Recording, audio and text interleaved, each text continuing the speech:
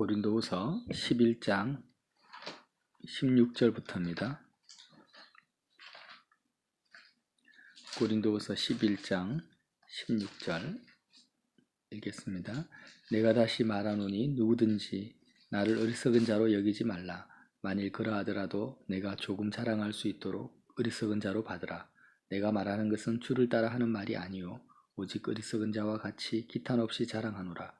여러 사람이 육신을 따라 자랑하니 나도 자랑하겠노라. 너희는 지혜로운 자로서 어리석은 자들을 기쁘게 용납하는구나. 누가 너희를 종으로 삼거나 잡아먹거나 빼앗거나 스스로 높이거나 뺨을 칠지라도 너희가 용납하는도다. 나는 우리가 약한 것 같이 욕되게 말하노라. 그러나 누가 무슨 일에 담대하면 어리석은 말이 남아 나도 담대하리라. 그들이 히브리인이냐 나도 그러하며 그들이 이스라엘이냐 나도 그러하며 그들이 아브라함의 후손이냐 나도 그러하며 그들이 그리스도의 일꾼이냐 정신없는 말을 하거니와 나는 더욱 그러하도다.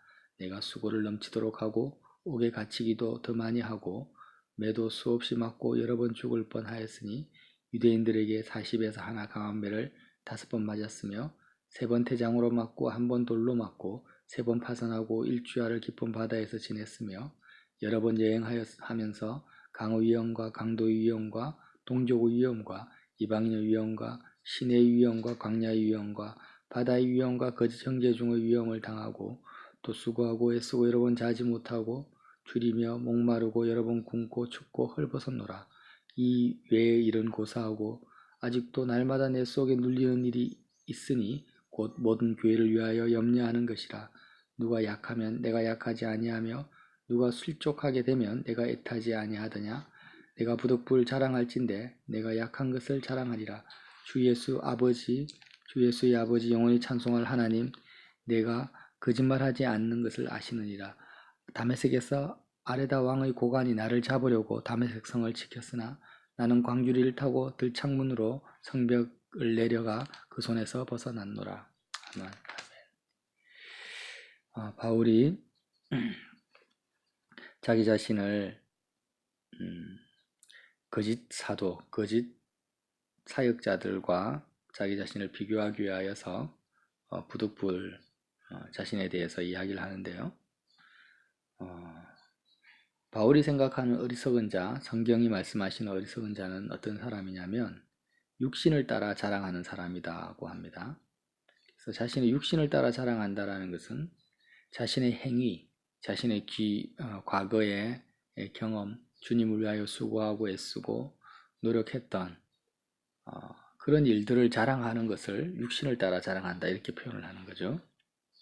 그래서 이제 내가 주님을 위해서 이런 사도다, 이렇게 주님을 위해 수고했다, 이런 위험과 이런 고난을 당했다라고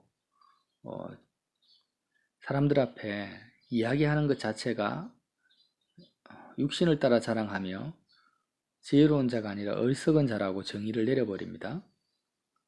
근데 우리는 이것을 간증이라고 하죠.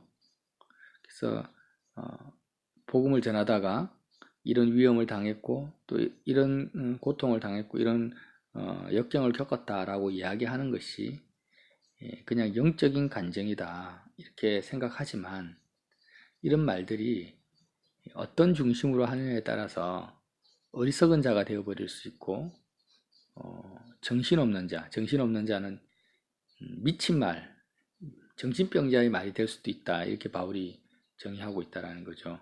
그래서 바울은 부득불 하도 이제 거짓 사도, 거짓 사역자들이 주님을 위해서 내가 얼마나 충성을 다했고 애를 썼는지를 자꾸 사람들 앞에 간증하고 자기 체험을 이야기하면서 사람들을 자신의 종으로 삼는 거예요.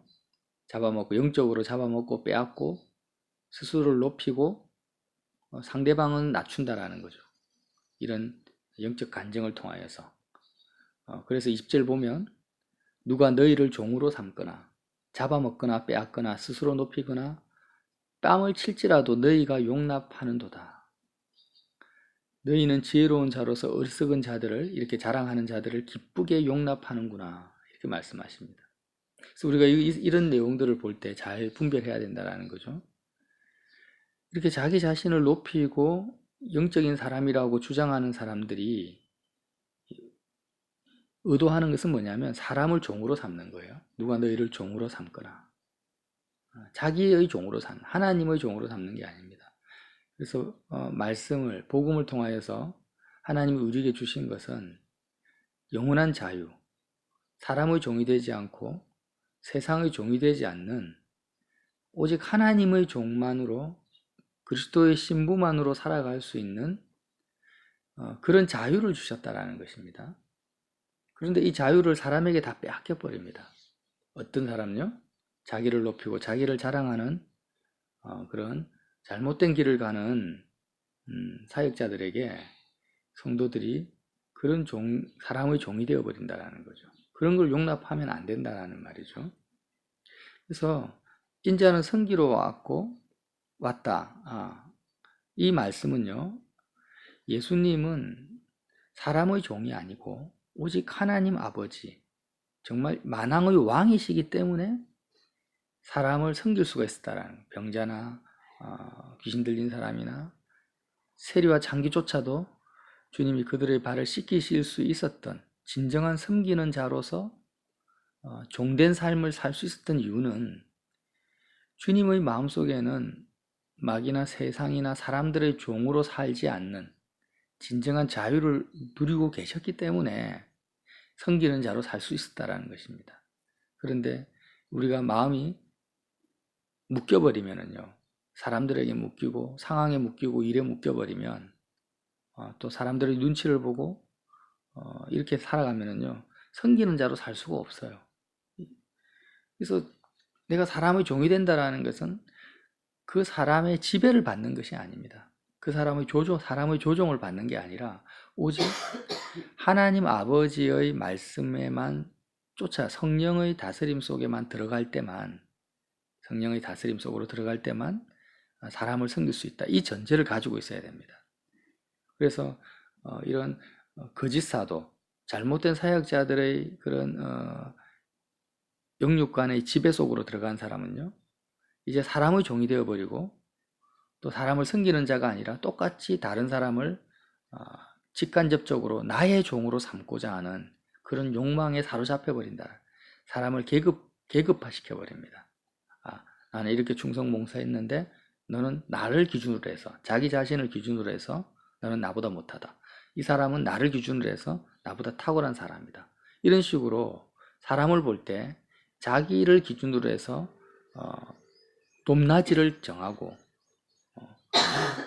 자기를 기준으로 해서 사람들의 그 존귀함을, 탁월함을 이렇게 계층화시켜 버리는 그런 사람들이 바로 사람의 종이 된 증거라는 거죠.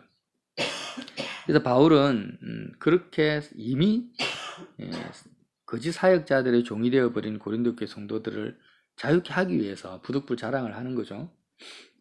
그러면서 몇 마디 하다가 30절에 뭐라고 합니까? 내가 부득불 자랑할진대 나의 약한 것을 자랑하리라. 바울은 이미 바울의 영적 체질 자체가 자기를 드러내고 자랑하는 것이 체질화되지 않았다라는 거예요.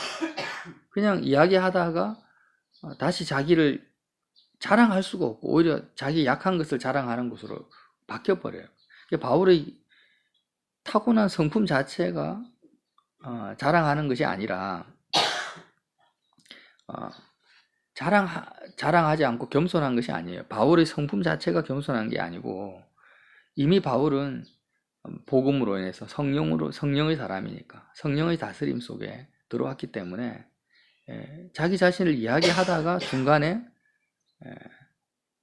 또 약한 것을 이야기해버리는 그런 영적 체질을 가져버렸다라는 거죠. 그래서 결국 내가 부득불 자랑할진대 나의 약한 것을 자랑하려 하면서 자기를 높이지 않고 31절에 주 예수 아버지 영원히 하나님을 찬송해버립니다. 영원히 찬송할 하나님이 내가 거짓말 아니하는 것을 아시니라 하면서 32절에 다메섹에서 있었던 일을 이야기하는데요. 아레다 왕의 고관이 나를 잡으려고 다메섹 성을 지켰으나 나는 광주리를 타고 들창문으로 성벽을 내려가 그 손에서 벗어났노라. 부끄럽게 자기가 창문에서 광주리 타고 도망간 일을 이야기하는 거예요. 선지자하고 사도라면 그 왕의 고관이 자기를 잡으려 할 때 담대하게 맞서거나 아니면 하나님의 역사로 그 사람을 굴복시키거나 뭐 그런 일을 해야지 좀 자랑이 되잖아요. 그런데 바울은 이제 결론적으로 뭘 자랑하냐면 자기 약한 걸 자랑해요. 내가 이렇게 도망 다녔다. 내가 이렇게 두려워 떨었고 무서워서 문으로도 못 나가고 성벽의 창문에서 광주리 타고 내려가서 도망갔다. 이 부끄러운 내용을 이야기를 하는 것입니다. 그래서 이렇게 약한 걸 자랑한다. 이 말씀 참 유명한 말씀이죠. 내가 약한 것을 자랑한다. 마귀의 때가 있습니다. 마귀의 때라는 것은 특별히 하나님이 우리의 삶 속에 마귀 공격을, 마귀의 역사를 허용하는 때가 있다라는 거죠. 그래서 평소에는 이렇게 마음이 편안하고 주님을 붙들고 주님이 나와 가까이 느껴지고 또 하나님의 나라를 내가 영적인 사모함이 막 내 속에 넘쳤는데 어느 날 어느 순간 어느 시점 어떤 상황에서 그런 영적인 아니면 믿음의 생각이나 마음이 싹 사라져버려요. 그리고 계속해서 내 변론이 나오고 변명이 나오고 억울한 것이 생각이 나고 사람들이 나에게 잘못한 것들이 막 떠오르고 정말 이런 나 자신이 내가 나를 변론하지 않으면 견딜 수 없는 그런 상황들, 이게 마귀의 때라는 겁니다. 감사가 안 돼요. 마음의 평강이 깨어져 버립니다. 하나님에 대한 감사가 다 사라져 버립니다. 그리고 누가 굉장히 미워요. 그 사람에 대한 허물이 그냥 클로즈업 돼가지고 아주 크게 보입니다. 그리고 나는 너무너무 내 삶이 비참해 보이고 정말 억울해 보이고 내가 너무 짓밟히는 것처럼 느껴집니다.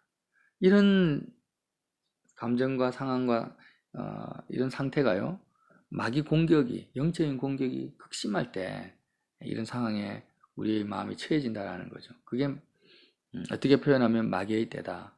마귀가 영적으로 역사하는 것을 하나님이 허용하는 시점이다. 물론 이제 항상 그렇게 사는 사람이 있어요. 그냥 마귀에게 지배되어서. 근데 그걸 말하는 게 아니라 평소에는 하나님이 주시는 평강과 기쁨과 자유함을 계속 누리다가 어느 순간 이렇게 팍 들어올 때가 있다라는 거죠. 그럴 때 우리는 어떻게 해야 될 것인가? 분별이 돼요. 머리로는. 분별을 못하는 분도 있지만 대부분 평소에 하나님의 평강 속에 있는 분들은 분별이 됩니다. 그럴 때는 어떻게 해야 될 것인가? 바울처럼 해야 된다라는 거죠. 그럴 때는 나의 약한 것을 자랑해야 됩니다. 약한 것을 자랑한다라는 것은 내가 이렇게 영적 공격이 있고 사람들의 애워삼 가운데 있을 때 내가 극복해야 되겠다. 내가 다시 일어서야 되겠다 하면서 내가 뭔가를 이겨내 보려고, 내가 또 나 자신을 변론해 보려고 이렇게 내가 힘을 써서는 안 됩니다. 내가 힘을 쓰고 내가 또 나를 변론하고 내가 막 이렇게 애를 쓰면은 이런 마귀 역사가 극심할 때에는 오히려 더 탈진해버리고 더 심한 공격을 받을 수가 있어요. 마음으로 막 쌓아놨던 것들이 폭발해버린다라는 거죠. 내가 뭘 이겨내 보려고 애를 쓴다면 어떻게 해야 되냐? 오히려 그럴 때는 더 약해져야 돼. 더 가난해져야 되고 더 무능력해져야 되고 정말 더 아무것도 할 수 없는, 왜 하나님께서 마귀의 공격과 역사를 허락하시는가? 우리의 삶 속에 왜 허락하시겠습니까? 하나님이 우리의 고통을 즐기십니까? 우리가 연약한 것들을 주님이 그걸 즐기시는 그런 분이 아니에요. 왜 허락하시냐면 우리로 하여금 더 주님을 의지하도록, 또 온전히 주님만을 붙들게 하시기 위해서 우리의 연약함을 허락하신다는 거예요. 그래서 마귀의 공격이 심해질 때, 내 삶 속의 평강이 깨어졌는데 회복되지 않을 때는 이제는 더 엎드려야 됩니다. 더 엎드려서 두 손 두 발 다 들고 하나님 앞에, 십자가 앞에 더 가까이 나아가서 주님, 나는 정말 무능력한 자입니다. 나는 의가 없습니다. 머리끝부터 발끝까지 하나도 의로운 것이 없습니다. 나는 나 자신을 조금도 변론할 수 없고 정말 누가 나에게 어떤 조롱과 멸시를 한다 할지라도 나는 그 사람의 조롱과 멸시보다 더 극악한 죄인입니다. 이렇게 주님 앞에 나의 약한 것들을 오히려 더 드러내고 더 자랑해야 된다는 거죠. 이 내용이 바로 복음이라는 것입니다. 내가 온전히 무기력해지고 나약해지고 완전한 죄인이 되어질 때 주님이 나를 도우실 수 있다는 것입니다. 예수님의 공로로, 예수님의 의로 내가 살아갈 수 있다는 거죠. 그래서 평강이 있을 때도 우리는 예수님의 공로로만 살아야 되지 않습니까? 내 마음속에 성령이 충만하고 또 사람들로부터 칭송하고 또 아무런 문제가 없을 때에도 우리는 예수님의 공로로만 예수 그리스도의 보혈로만 살아야 됩니다.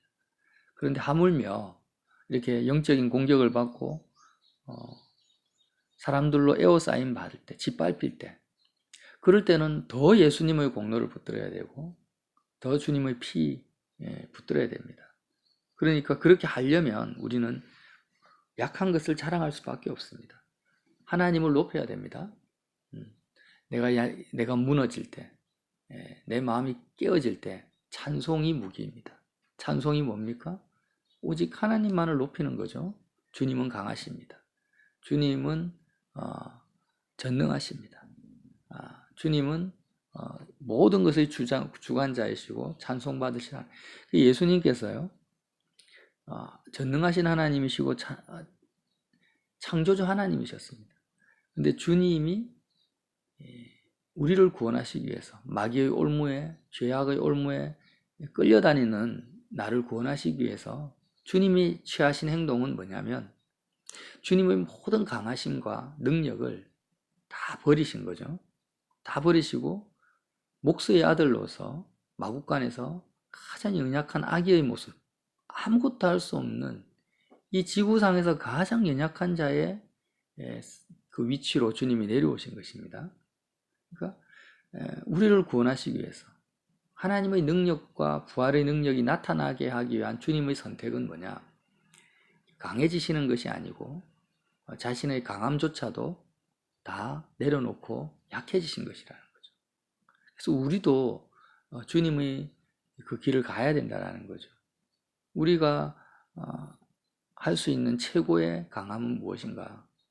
약한 것을 자랑하는 것이고 우리가 더 약해지는 것이고 더 죄인이 되어버려요. 주님은 죄인이 아니신데 우리의 죄악을 담당하시기 위해서 죄인이 되신 거죠, 십자가에서. 근데 우리는 원래 죄인이에요. 원래부터 죄인이고 본질적으로 죄인입니다. 그런데 우리는 어떻게 합니까? 나를 변론하고 내가 잘났다고 이야기하고 나는 죄인이지만 저 사람보다는 덜 죄인이다. 이렇게 생각한다는 거죠. 그러니까 이제 영적인 전쟁에서 이길 수가 없습니다. 예수님은 죄가 하나도 없으신데도 죄인이 되셨는데 우리는 정반대의 길을 걷고 그럴 때가 많다는 거죠. 그래서 그런 복음의 본질을 내용을 우리가 안다면은 나를 자랑할 수가 없습니다. 어떤 상황에서도 나를 드러낼 수도 없고 이게 정신없는 말이다. 미친 말이다. 어리석은 말이다. 바울이 그렇게 말씀하고 있다는 거죠. 그래서 부득불 나는 약한 것을 자랑한다. 그리고 하나님을 찬송한다 하면서 바울이 가장 어떻게 보면 부끄러운 내용을 이야기하는 거죠. 들창문으로 내가 성병에서 광주리 타고 도망갔다. 그것도 하나님의 은혜다. 이렇게 말씀을 하시는 것입니다. 이 새벽에 하나님, 내가 오늘 하루 어떤 일을 만날지 모릅니다. 그러나 주님, 내가 더 약해지길 원합니다. 가장 약해질 수 있는 그 길이 뭡니까? 십자가에 못 박혀 계신 그 예수님이 바로 나의 모습이다. 주님이 우리에게 주시는 선물은 뭐냐면 가장 약한 나의 모습입니다. 내 인생에서 가장 연약하고 가장 부끄럽고 가장 비천한 나의 모습을 주님이 나에게 선물로 주셨다라는 거죠. 그 가장 약한 내가 어떤 나입니까? 십자가에서 못 박혀서 모든 사람의 멸시와 수치와 벌거벗김과 하나님의 진노와 저주를 받고 있는 그 나, 십자가에 못 박힌 나라는 겁니다. 그 나가 어떤 나냐? 예수님이 나를 대신해서 그렇게 십자가에 못 박혀 있는 그 나를 주셨다라는, 그 나를 붙들어야 돼. 십자가에 못 박혀 있는 그리스도와 연합되어서 있는 그 나를 붙드는 것만이 나의 약한 것을 자랑하는 진수입니다. 본질이라는 거죠. 그럴 때 어떤 은혜가 임합니까? 하나님의 사랑과 모든 용서와 하나님의 강함이 십자가를 통하여서 우리에게 주어진다라는 거죠. 그 하나님의 강한 오른손을 나를 붙드시고 나의 심령을 회복시키시고 내 영혼을 소생시키시고 실만한 물가로 나를 인도하십니다. 하나님의 강하심과 목자 되심이 오직 나의 가장 십자가에 못 박혀 있는 나의 연약함을 통하여서 나에게 주어진다라는 이 복음의 진리를 오늘 꼭 붙드시고 승리하시는 하루가 되시기를 예수님 이름으로 빌어드립니다. 하나님 아버지 감사합니다. 하나님, 사람들은 끊임없이 자신의 잘난 것, 의로운 것, 강한 것 주장하지 못해서 안달인 것을 우리가 봅니다. 우리 자신도 마찬가지입니다. 하나님, 우리의 본질은 세상 사람들과 복음이 없는 사람과 조금도 다를 바가 없습니다. 우리가 변화된 것이 아니라 하나님, 우리 안에서 예수님이 사시는 것 외에는 바뀌는 것이 아무것도 없습니다. 하나님 아버지, 우리가 끊임없이 마귀에게 쏘가서 더 강해지려고 하고 더 우리가 존귀해지려고 하고 더 의로워지려고 애를 쓰는 쓰는 것을 주님 십자가에 이제 온전히 내려놓고 못 박아버리기 원합니다. 주님이 약해지심으로 우리를 구원하신 것처럼 우리가 오늘 하루도 더 연약함으로 더 죄인됨으로 주님 앞에 나아가서 주님의 사랑과 은혜 가운데 살아갈 수 있도록 주님 성령을 보내어 주시옵소서. 우리의 심령과 생각을 주장하여 주시옵소서. 예수님 이름으로 기도합니다.